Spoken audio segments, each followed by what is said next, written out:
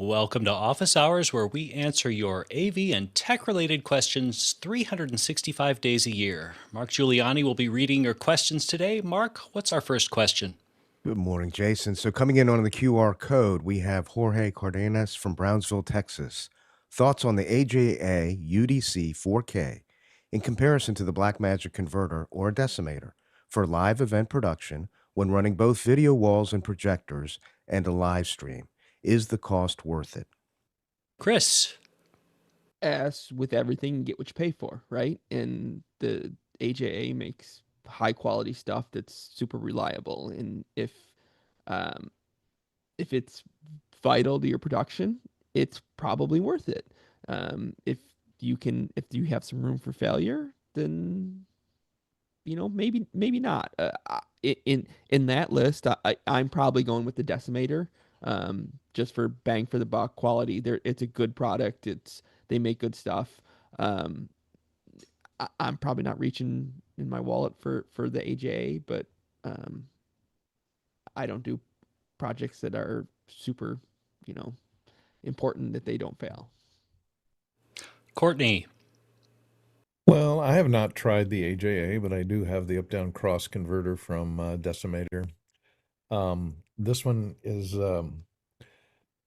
bigger, and it has an LCD display that's color as opposed to the small LCD display that's on the Decimator.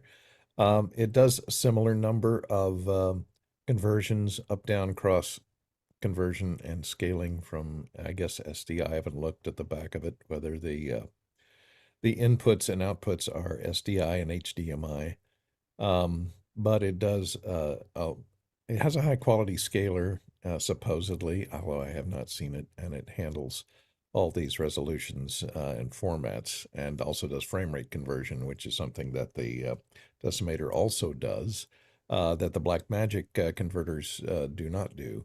So you can bring things in that are 24 and convert them to 2997, or convert them from PSF to interlace, or a variety of frame rate conversions, because it resamples and goes back out again.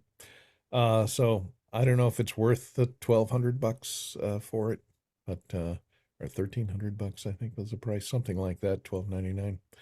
But I don't know, maybe worth taking a look. If you're going to put 4 or 5 of these in a rack or something, it may be a little bit nicer to have it rack mounted and to see what the status is on the little status screens on the front. So yeah, that's something. Next question. Our next question is from Guy Cochran, and Guy Cochran, he's from Seattle, and his question is, Rocket has produced a series of whiteboard videos that show the challenges of the Bella Petra studio production. Very insightful. Have you seen them? And he provides a link. Ronnie. No, I haven't seen them, but just before we went live here, I had just a quick look on them. And for those that doesn't know what we are talking about, this was live studio kind of concert performance done by those two really good artists in a sound studio with multiple cameras. And the idea behind this was to have all these cloud production features woven into the entire process. So the TD was in another state. I think the sound guys that did the recording was in the sound studio, and all the audio was routed outside, both into Zoom and into comms. And there's a good lesson here in how to actually have this these cables and services put up or set up together to create such an environment where this is actually being possible. So for those that are into remote productions, this is a good starting point to start to look at how we do stuff. And of course, a lot of these techniques are known from other types of productions that we tend to do, but this is a good course or a good idea on how to do live studio with multiple cameras and TDs out of the building, and start to play with remote production. It's kind of cool. Yeah, and watching a professional show caller like Marcia, I maintain that I would rather watch just about anything as a show called live instead of just straight away as a normal end feed. There is something incredibly addictive about it that I can't fully explain. It's like it just distracts the ADD part of me. And Marcia, who called this show, just did an amazing job. This was the result of an incredible amount of work on Rocket's part, and I really am looking forward to watching his full whiteboard. Next question. Our next question is from Chris Sabato, who is from sorry, it moved. Chris Sabato from Albany, Oregon, and he's here on the panel with us. Does anyone want to see my latest AI-assisted development project? We do, Chris. What do you have for us? So the last couple of projects I've shown are things I can share. This one is really more focused on what I work on. And I needed a way to customize stat graphics for one of our games. And so right now, the way we do it is I have a stat graphic and I pick the stats, and that's what it is for everyone. And so if those stats don't fit for the particular player, if they don't fit for what the play-by-play person is talking about, that I'm kind of out of luck. And so I wanted something where I could build and say, I want to use this stat and this stat and this stat and generate all those. And so I built without AI, I built some functions to scrape our websites to grab all the data for season stats, for career stats. And then I used AI to generate a front end control for it. And so I've got all my players that I can choose from. So, I can say I want Tanner Overby, and then I've got my stats. And so I can say I want, maybe minutes played and maybe field goals made and attempted and total points. And I can click update, and you can see, and it updates up here to give me a reference for what's actually being pulled. But then for my actual graphic, let's see if I can pull that. So I can say, well, let's say I want the game stats, and I can click update broadcast, and now my game stats are updated. Or I can select someone else, let's say Dre, and I can update that, and it just all updates. And so it's all it's all configurable, and so I can define like which stats I want. And it's, I don't know, it's been pretty cool how AI has, like, in a lot of cases when I've used AI before, I've used it in a way where, like, help me with this function, help me with this problem. And this is one of the cases where I did that with like some of the data scraping, but in terms of the UI, I was just like, do this thing, and it did it. And it's like, okay, well now fix this, and it did it. And I was having issues yesterday where it was, I have a little button to go full screen, and anytime it changed, the page reloaded, the full screen went away.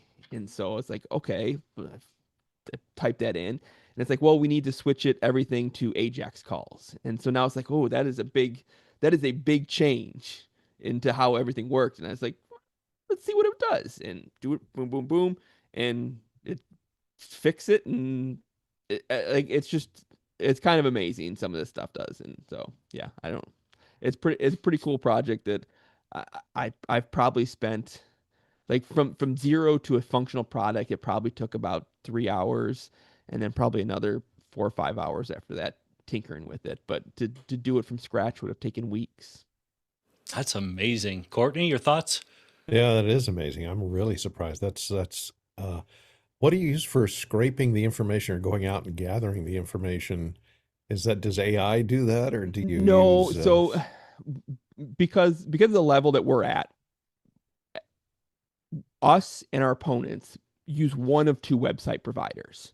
And so that makes it easier, because I just have to do I have to build two things to scrape our website or the other website provider. And it's basically looking at some of the network calls and seeing if you can find some of the underlying calls to get more of the raw data. And yeah, so. And do you have a way to for all of us sports nerds who are not don't follow sports that closely, that explains what those 3-letter abbreviations are for each stat? 'Cause No, I I have don't. no idea what. Well, any of and those see, that's the funny thing too, is I am not a basketball person. And so I took this for its maiden voyage yesterday, and it was a little slow because I'm not really a basketball person. So it's like, wait, which stats should I actually show? Like, I know I want this stat, double but dribbles in a game? Yeah, no. yeah. Fouls? Good. I mean, people who will consume the data will know what they mean. Ronnie. Yeah, so are you scraping this live or kind of just gathering it, so swooping up all the data and store it locally? Or is these sites dynamically changing data as the match goes on? And in that case, how are you getting that? Are you using the DOM model inside the browser to get events to capture the new data, or how do you do that? Yeah, so it's kind of both, right? So the season and career stats is a one time, it goes out and gets it, and then it has it. And then for the game stats, that is something we have a person on site that is keeping stats, and the stat software generates an XML file. And so that's kind of like the third scraping that I do. So I've got the one for our website, the one for the other website, and then I pull in the local XML file, and I basically take each of those three, make them look the same format, and then add the live to the other ones to get up-to-date stats throughout the game. Yeah, this is so awesome. And just being able to do that these days in a few hours that took us like months and months of development to do, it's mind-blowing. Yeah, no, it's crazy how, like, it was one of those things that starts off as like, I wonder if I could. And then like 3 hours later, it's like, oh, yeah, and not only could I did, and this is fantastic. That's great. Next question. Onel Misa from Alpharetta. I filmed some footage with a Canon R5C using the Canon dual fisheye lens at 120 frames per second, and the only way I could do this was using an XF-YCC 422 encoding. Now the EOS VR utility won't recognize the footage to convert to equirectangular. What can I do? Ronnie. Yeah, until they update that particular application, I don't think you will have any luck. What we did, I would say back in the days, it's been some time ago, and what we did when we had this situation with another camera vendor, we use something called Mystica.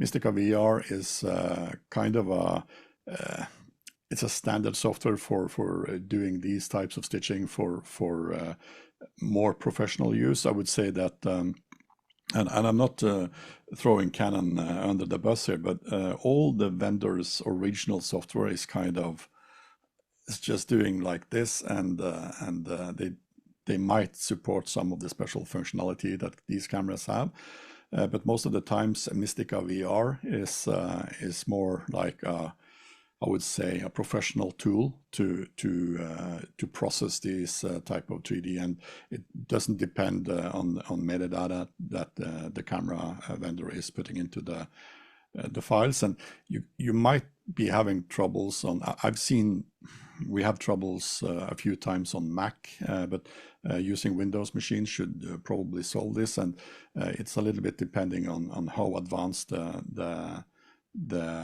codec is.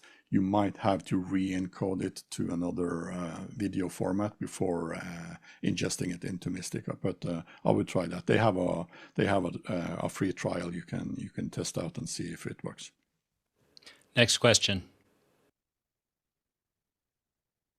Oh, Mark, you're muted. All right. Our next question is from Paul Valhus from Austin, Texas. How would you best mount the new Shure MV88 USB-C mic to an iPhone and an Android phone for doing interviews? Courtney, what do you think?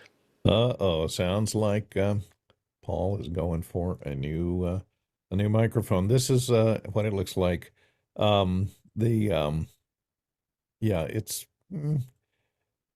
the best way to mount it is obviously to plug it into the end of your iPhone. to because that's designed how it's designed to be used. It has a little muff that goes over it, but it's a stereo microphone. I don't know how well it would work on interviews. It has a left and a right. It does have adjustable patterns, so maybe you can set it to super cardioid. Another solution would be to, of course, get you a cage to mount it in and then put it on that. The other thing is that in an interview, you probably want to get the microphone closer to the person you're interviewing. So you could put it in that cage and get you a USB-C male to female 5-foot adapter cable, extension cable, and then plug it in and stick it on the end of a boom arm and get it out close to the person you're interviewing, or put it in a handheld situation so that you can move it close to the person to do interviews. I don't know if it'd be great for doing interviews. You could do man on the streets as long as you're within about a few feet, 2 feet or so from the person that you're standing in front of, and put it on hypercardioid so it's miking them. That mount, the microphone itself has a swivel and it swivels and rotates so that you could set the left and right, so you could set the left side of the channel toward you and the right side toward the talent. And it looks like it may have 3 capsules in it in a MS situation so that you could adjust it in post-production to tune it into how you want your stereo field done. It looks like it's more designed for capturing ambience and environmental sounds than doing interviews, though. Chris. So I don't think this is a really great solution if you're looking to improve audio on your video. I think this is more of a kind of like the Zoom H series, where you're a news reporter, or you want to grab the higher quality sound, only sound into your phone. And so, I could see this where, sports reporters in the locker room, and they're all holding up their phones to grab audio directly into their phones, pop that on the end, and now you've got better audio quality in that regards, or capturing some ambient sounds and stuff, like something where your focus is the sound and not sound with video. Yeah, I think that's kind of where it's aimed at. Ronnie. Yeah, so if you don't have that microphone already, I would suggest that both listen to both Courtney and Chris on this. I don't think this is the perfect microphone for doing interviews. I think it's more for people creating social media content and vlogging, and as a replacement for the original microphone that are in the phone itself. And of course, that has been said already. This is meant to be mounted directly onto the phone itself, just plugging into the USB-C. But I see that Shure is also providing different types of kits, and they have this USB to Lightning cable so that you can have it on older iPhones. You have these Manfrotto things that you can put on the table in front of you, and even get it, as Courtney said, on the boom. But I wouldn't do that. I would probably get another microphone that is more professional for that type of use. And I've seen a lot of the DJI mics being used instead, where you use the wireless, just hang it on the person that you are going to interview, which gives pretty good and solid results. So I'm not sure. If you have it already, just purchase an extension cord and put it closer to the interview object, and you will be fine. Next question. Next question is from Craig McFarlane in Boston, Massachusetts. A friend has a new big screen, but it doesn't have audio out, which is needed for his amp and speakers. Is there a simple way to pull 5.1 or 5.1 or just left, center, and right audio from HDMI without replacing his amp? Courtney. HDMI out of the TV? Well, you could use something, as long as your TV has a HDMI input that's labeled eARC, which is electronic audio return channel, and then you take that and could plug it into something like this, which is an audio extractor. This is a 4K. It supports HDCP 2.2 and CEC. and it gives you you plug your you run your HDMI, one of your inputs that has into the eARC output of the TV, and this will give you both analog audio out, and it'll give you optical out, and the optical out should carry the Dolby 5.1 to your AVR or your receiver, as long as your receiver has an optical input on it, you know. So check to see if it has a Toslink input, which is one of those little rectangular inputs that has a little laser inside there, optical connection, and you'll just have to get you a Toslink cable to go between the extractor and your amplifier, and you should be able to pull 5.1 as long as your TV passes that 5.1 over the eARC as a digital signal. There are a million of varieties of these. I've used many, many, many of them over the years. My favorite comes from JTech Digital, and they just have, I mean, 10 different ways to do exactly the same thing. And some of them can go on power that is as low as the USB out from your TV. And I never use those because I never trust them. So, you know, might as well get some use out of them. Next question.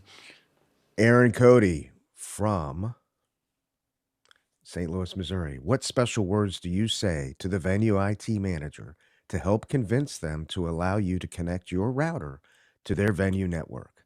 I'm looking for things like I have a spanning tree turned off, not things like what's your favorite bourbon? Courtney. We used to always have this problem on sound stages because they would have, you know, the IT for the studio, and they're very, very paranoid about anything escaping if you're working on a television show or a movie, anything escaping out on the internet before the publicity department has approved it. So they're very paranoid about anybody plugging anything into their network. And they charge the production a heinous amount of money to connect anything for internet access on a soundstage. So whenever we would constantly plug our own little Wi-Fi routers in so that everybody on the set could have access to the internet without having to pay the you know, the facilities, their $600 a day or whatever they wanted for connecting to the internet. And they would always catch us because they could see, as they monitor their network, they could see that other router pop up, and we would always have to hide it somewhere up in the rafters. So you either have to get approval from them to connect it, because they will probably catch you sooner or later, but they have to really look and try and find that Wi-Fi router on the stage somewhere. So we'd have a little game of hide and seek. Ronnie. Yeah, a good way is to start the discussion where the janitor is, and you need keys to the roof, and get your antenna out there. They will then start to find other solutions that will be much more suitable to use. But normally here in Scandinavia and especially here in Norway where we operate, there is very little problem with this. They are used to having external companies coming in and connect to their venue infrastructure. So they normally have everything in place. We've seen lately a few hotels and ballrooms just have Wi-Fi. And when we start to push them a little bit, they always find an Ethernet cable that we can connect to. So it's getting better and better, and even the bandwidth is also getting really, really good. Normally we have from 500 to a gigabit for each venue we connect to. But yeah, bring your other solutions as well, and always have a backup, for instance, a 5G router or similar, to in case you will have problems connecting to the existing infrastructure.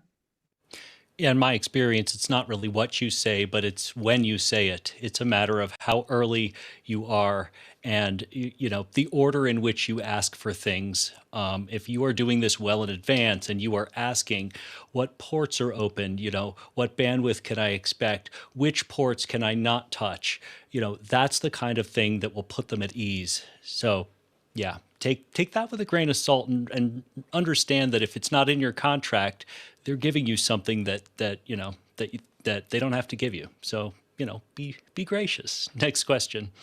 Jaden James from Nacogdoches, Texas. While AI is still very behind on actual filmmaking, do you think voice acting could be a strong suit for AI as it's advancing so well it can perfectly recreate the voice and rhythm of music artists?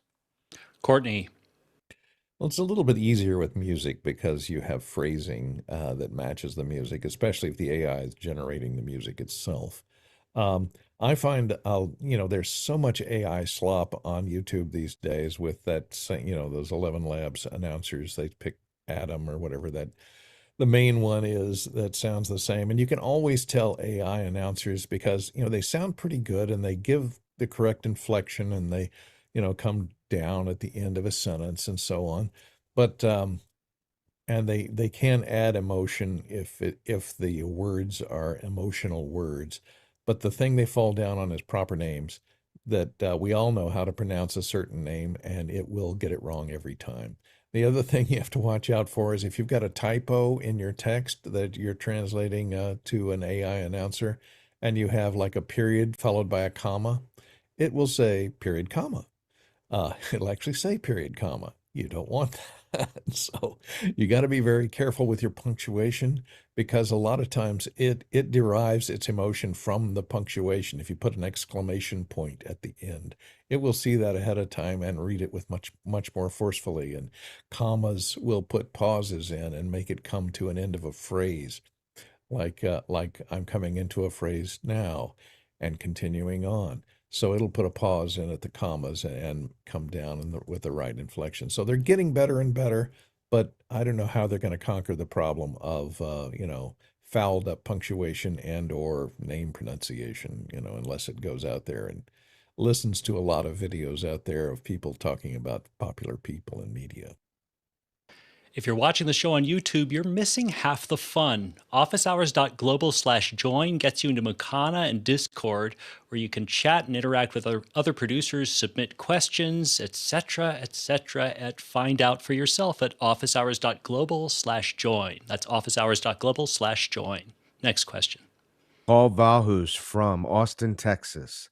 The RØDECaster Video S is $499, and it may do more than a 4-port Atem Mini. What is the comparison, and what will the S do that the Mini won't do, and vice versa? Courtney, what do you think? Well, I just bought a Video S, and I'm coming to you now. You're soaking in it right now. This RØDECaster Video S is delivering my audio and my video. Previously, I had an Atem Mini Pro for my video, and I had a RØDECaster Pro 2 for processing my audio. So this is the same microphone that I normally use. Now going into the Video S, because the Video S does have, this is what we're talking about here, it's a smaller version of the RØDECaster Video, which has one more HDMI input and one more HDMI output and an additional USB input, I think, for $500. So the price is right. I think the software has a ways to go. I'm in using the control software. A couple of things that it does that the Atem doesn't do and probably never will do is NDI. So you can choose from 4 different NDI sources that you can put on any of those buttons 1 through 4. You only have 4 switchable inputs on the Video S, and they're assignable. So you have 3 HDMI inputs and a 4th that can be either NDI or it can be a webcam, because it has a USB input directly. That's something the Atem does not have. So you've got a USB camera input, which you can assign to that 4th input, or you can assign one of 4 different NDI signals that are coming in, as long as you have it hooked up to Ethernet on your particular local area network. You can generate, a PTZ or any kind of camera that's sitting on your network and delivering NDI can be brought up on it. So that's an unusual part. It does super source, which is something and it can super source up to 4 inputs on a single screen, and it has rounded corner. You can do rounded corners on them, and you can arrange the super sources, and it has these 4 macro buttons, this A, B, C, D. These are kind of programmable, and they can either be scenes, they're scene buttons that call up a certain scene, or they're media buttons. And if you tie a certain media playback to one of those input buttons, you can play it back just by tapping that button, and you can program that button to say, okay, play this media in a loop, or play it once, and then switch to this video input. So you can program it to not only play back a piece of media with audio and then switch to a live camera, let's say. You can't do that unless you have the higher end, the extremes on the Atem Minis, which you have your macro program, your programmable macros on. So it does that, and like I said, the super sources. It has high quality XLR inputs and good quality preamps with the Aphex processing on both of your XLR inputs, which accept both condenser mics, line input, and dynamic mics, and they have enough gain to handle the Shure dynamic microphones. So there's quite a bit of differences. It's $500, so it's a little more expensive than just your regular Atem Mini Pro. It also does video recording. The other nice thing about it has 20 gigabytes of built-in media storage, unlike the Atem, which has like 4 kilobytes, 1 megabyte or something like that.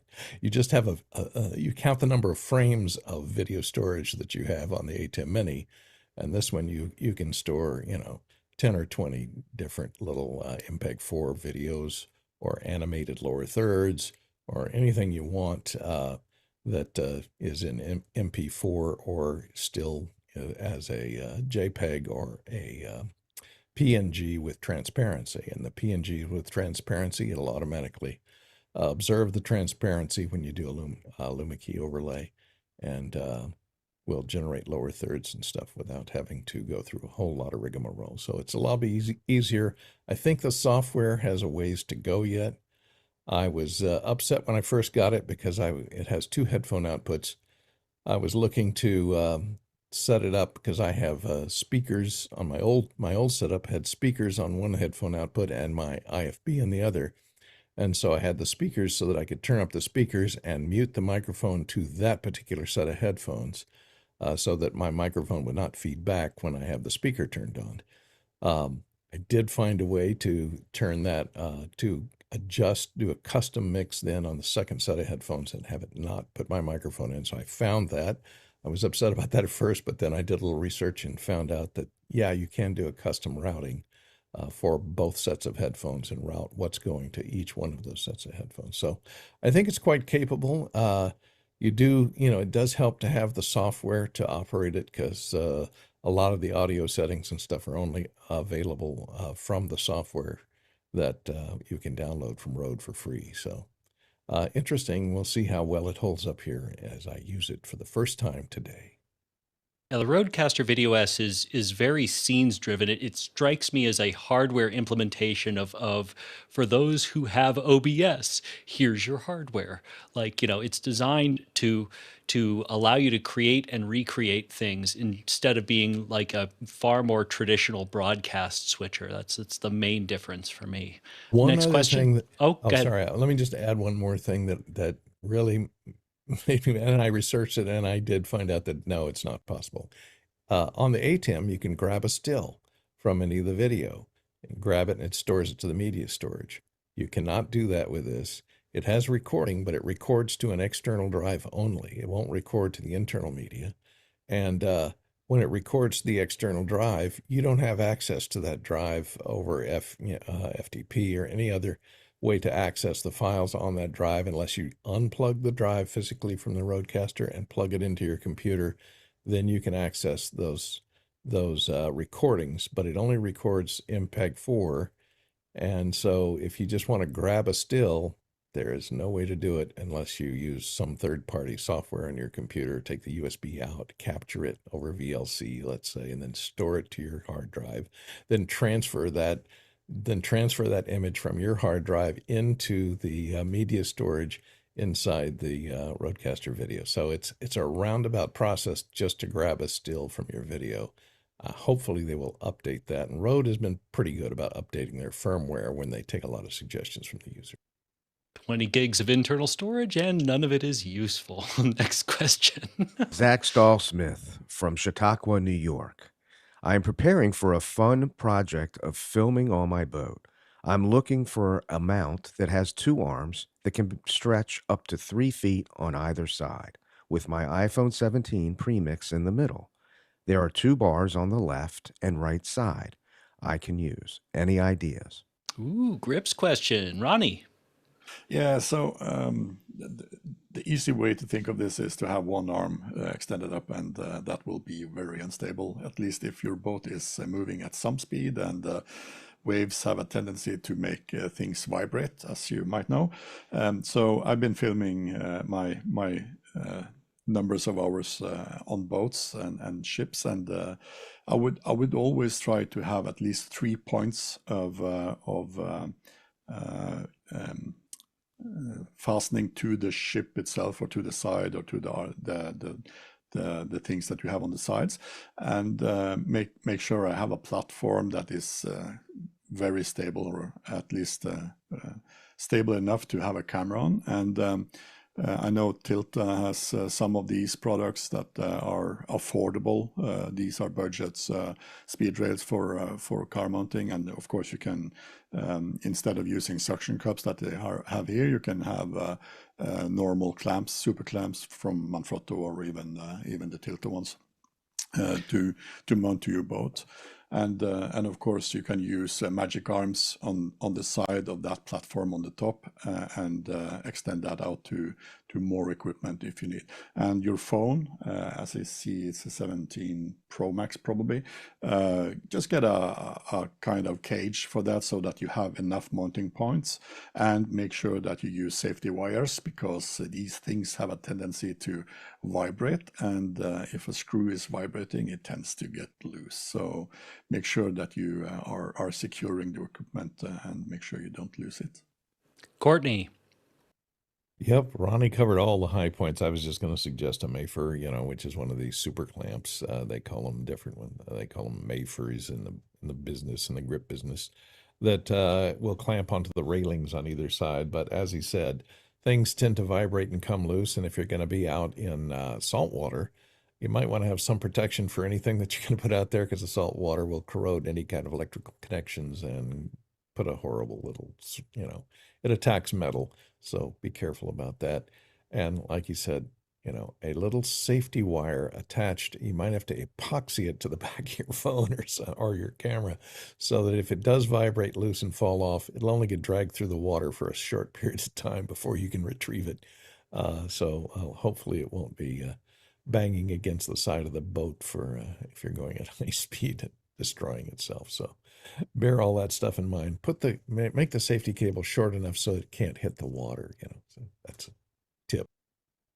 Depending also on what you're filming, consider a small gimbal. I think that if you're tracking the horizon, absolutely just calibrate it, set it up, and that way your footage won't make you seasick when you watch it back. Courtney. Yeah, I was going to suggest a gimbal. And then I thought, almost all digital cameras these days have optical image stabilization, like GoPros, can make that horizon perfectly level all the time, because they have the little gyroscopes in them that automatically can adjust your image to keep it the horizon level. So the problem with a real gimbal, which has, a counterweight at the bottom and swings and keeps that, once you start going about 10 miles an hour, the wind hits it with something like a light camera, and it's going to throw the gimbal off anyway. So just use electronic image stabilization to stabilize your video, to avoid getting all of the people that are watching the video seasick. Well, and if there's one thing that a gimbal hates and those brushless motors despise, it's salt spray. Just gonna throw that out there. All right, next question. Douglas Carmichael. Chris, I'm very impressed with your Scoreboard project. How easy was it to tailor the user interface? What tools did you use? Chris. Well, thank you. As I said, AI, right? And with everything I do, it's iterative. Like if I was an actual developer and this was an actual project in an actual company, I'd be meeting with myself and talking about goals and laying out what I want to accomplish and figuring out like, well, in order to do this, we need this button and that. Just throwing spaghetti at the wall and seeing what happens. And then it's like, okay, I like that. Let's do more of that. Or one of the things I noticed after using it for a game yesterday is that I need presets, right? So like I can select, I want this stat, this stat, this stat, and this stat. But that takes some time. And when I'm also doing replay and all the graphics and cutting shows, it takes up too much time. And so the next step to me is I'm gonna add a couple presets where like these are a group of stats that I would regularly use. And so I will pump that. And usually what I do is for something like that, I will create a JSON file that says, here are my presets. And then I will ask AI and says, here are my presets. Can you create buttons based on this JSON file for to add to the interface? And it will do it. And I will either like it or not like it and go back to the drawing board if I need to. The other thing I do a lot of is manual manipulation.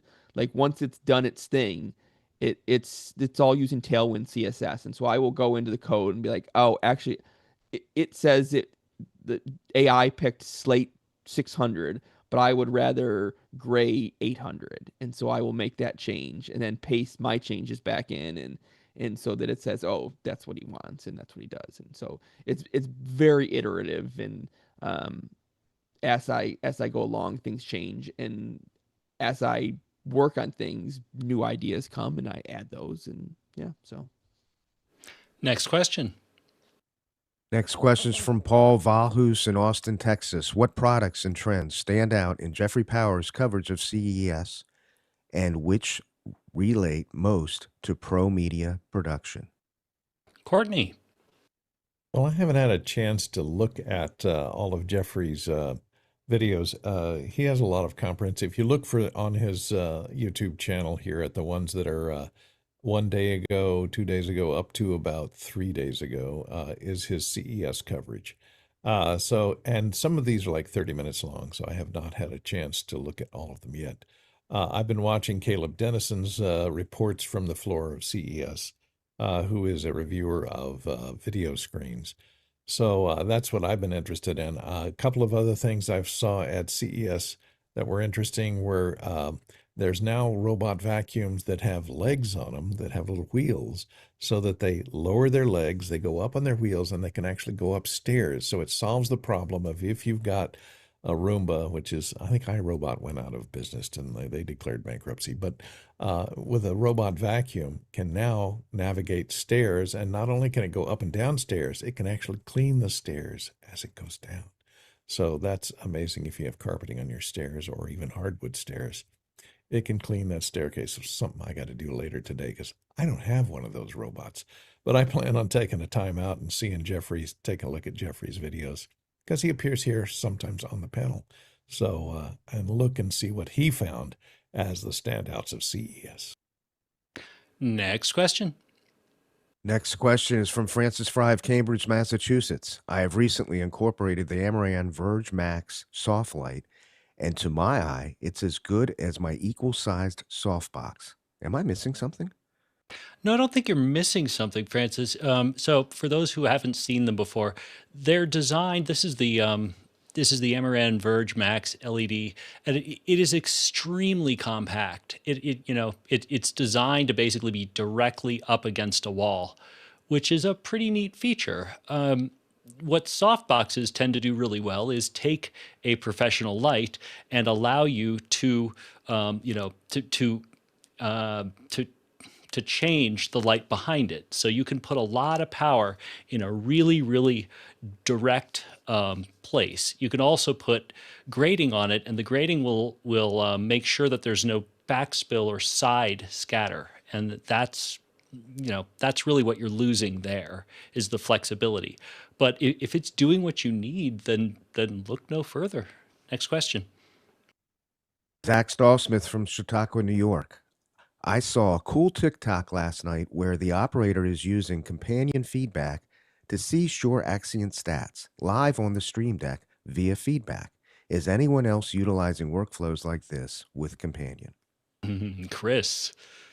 So, like this, yes. I don't have Axient money or need for Axients, but so one of the things that I do, and so this is my Stream Deck page for basketball, and the top 2 rows are my replay actions, and these 2 buttons are for tagging replays. Whether when I take a replay, is it a home replay or is it an away replay?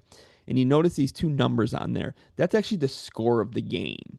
And so what I'm doing is pumping the score of the game into Companion, so that Companion displays it on those buttons, so that whenever I click those, I can look and see, like, I can verify that, like, that's what the score is. Like, if we're 10 minutes into the game and it says 0-0, I know something's wrong, right? It also gives me the ability to then add that score to the tags in replay. And so when I click this button, it will, in my vMix replay system, it will tag it as an away, and it will tag what the current score is at that time. So when I'm looking back into my list of replays, I can see like, oh, this replay was when the score was 76-81. So if I'm trying to find something in the game, that makes it easier to find. But yeah, I do a lot of things like that, where I'm pumping data back into Companion, so that I can either do something with it in Companion, or just visual indicator on the screen. Ronnie. Yes is the answer. We do this, but we are starting to use these functionality in buttons instead. So for instance, I'm building something that are working with our Sennheisers. We're using the EWDX and EWD. So the DX has Dante integrated and networking, etc. And what I'm building now is just a status display that I can hit and have, for instance, battery statuses and see the primary and secondary frequencies, qualities, etc. So having a push button that can have overwriting all the other buttons just to show me all these data in kind of a dashboard is something that I'm playing with these days. And of course, a lot of the sound mixers like Allen Heath, the Live series, etc., can also have some of these information coming directly into the console, the audio consoles. So we're just mimicking the same functionality, but having that on Stream Deck buttons instead. There are many ways to support Office Hours. Like or subscribe to us on YouTube, volunteer, signing up at officehours.global/volunteer, or donate at officehours.global/donate. Next question. Robert Linkrum from Belmont Shore, California. I was attempting to establish continuity between my MacBook Pro 4 with a new install of Blackmagic Design 2ME Constellation HD. The IT guy assisting on his own changed the original IP address on my Mac when I turned my back. Was this needed to change my IP address? Dirty pool. Courtney, your thoughts? Well, it depends. Maybe what was happening there is if you had assigned a static IP address to your Mac and to the Blackmagic Constellation, so they'd be consistent every time you turned them on. They'd look for each other on that specific IP address. If you assigned a IP address that's in the range and you have DHCP running on your router, you want to assign a static IP address that is outside the range of DHCP. Usually DHCP will take like a 50 address range. You can set it, the width of its DHCP, and set it the range of addresses that it will choose for assigning using DHCP. And then you want to assign your static IP addresses outside that range, so that you'll never get contention between DHCP and a static IP address. So maybe that's what your IT guy was doing when he changed the IP address, if you had assigned a static, or if you're using DHCP already on both your Mac and the Constellation. If you use DHCP, that's okay. Usually the software on the Constellation will look on the network and it'll scan the range that is in the neighborhood of itself to look for that software that's running on your Mac. But if you assign a static IP address, that's probably better, so it doesn't have to look for it. Yeah, usually the problem you run into is the opposite problem. It's not when the MacBook gets changed, it's when the Constellation gets changed that you really get stuck. The way to get out of it in either case is to plug directly in, and under Atem setup, there's a checkbox that says, allow me to change the IP address, over Ethernet. And that way you can mess with the Ethernet setting of both your switcher and, of course, the Mac is its own separate deal. But once you enable that, you should be good. But Courtney's absolutely right. As long as you are in the same subnet, it should pretty much be able to find the switcher and the app should be able to find each other. And if not, then there's no harm in telling your IT guy to change whatever he changed back. That is the last of our questions, and we just want to thank our panel for sharing your expertise and life experience, to the back-end crew for keeping the show running smoothly and organized. It really does take a village to do this each and every day. And of course, to our producers for your great questions that drive the show each and every day. The Tlaloc Traversal today is, 23,000 miles, 37,000 kilometers, and 183 million bananas for scale.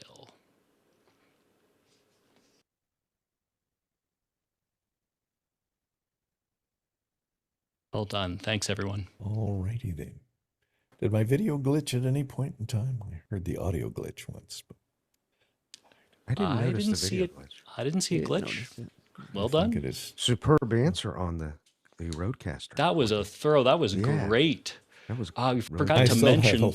I still have a lot to explore here. I just Well, got it. and I just the set it way up that you last night. stream is weird. Like it has to go through their site or something. The what? The stream? way you If I wanna stream broadcast. it. Oh, I haven't used Not it for. not as a that stream Atem is yet. amazing at that, but Yeah, it does a similar thing, but it can only stream to one particular target stream. You can only set up one Right. streaming source on it. So you have to go to StreamYard or something else if you want to send the stream out to multiple locations. So, yeah. but homie don't do that. Courtney don't do that. Courtney, don't do that. Courtney don't stream nowhere. Nope. Thanks, guys. Alrighty. Bye. Thanks. Thanks, guys. Have a good day. Bye-bye.